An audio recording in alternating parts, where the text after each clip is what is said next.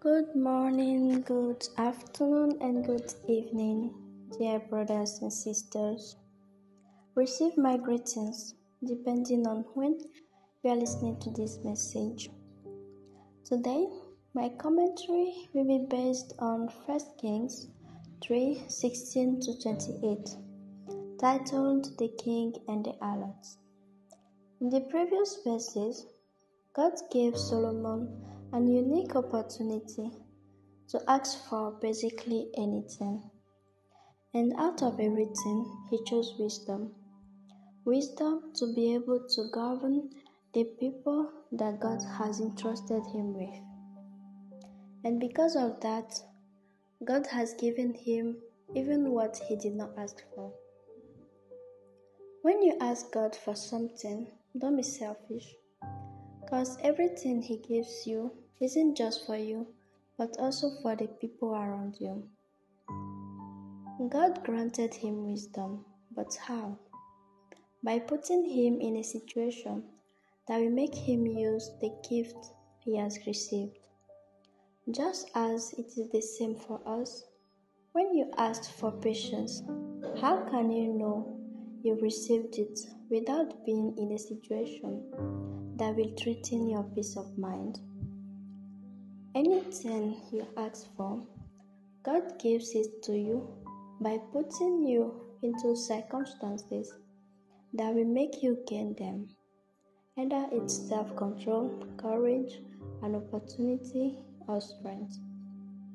Sometimes you think you are going through hell, but you just have to be sensitive enough to see the great things God is doing in your life. Now let's talk about the main topic.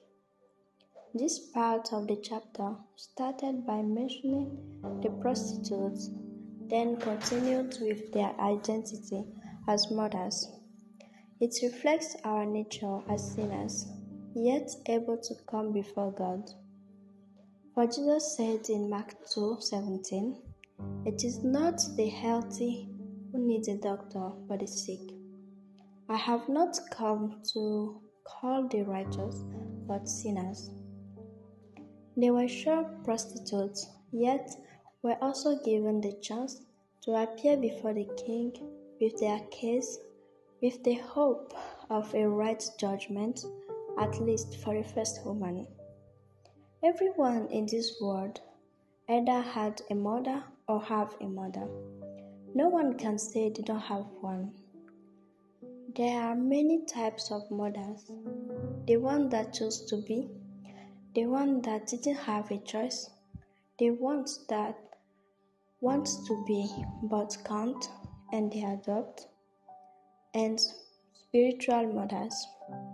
At that time, there was no DNA test done to be able to be sure that this was the real mother.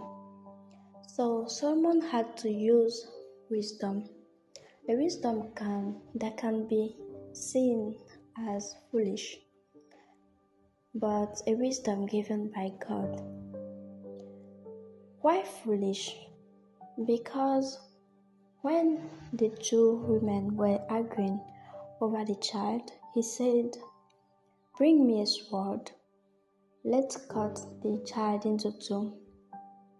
That might seem foolish, but he knew what he was doing because of the wisdom he has received by God. He knew a real mother was filled with compassion and the sense of sacrifice, that a real mother could do anything it takes for the child's well-being, that she could starve herself for the child to be able to eat, or sacrifice her time to work many jobs to provide for her child. So I want us to encourage our dear sisters and pray for them to be great mothers that have the wisdom of God.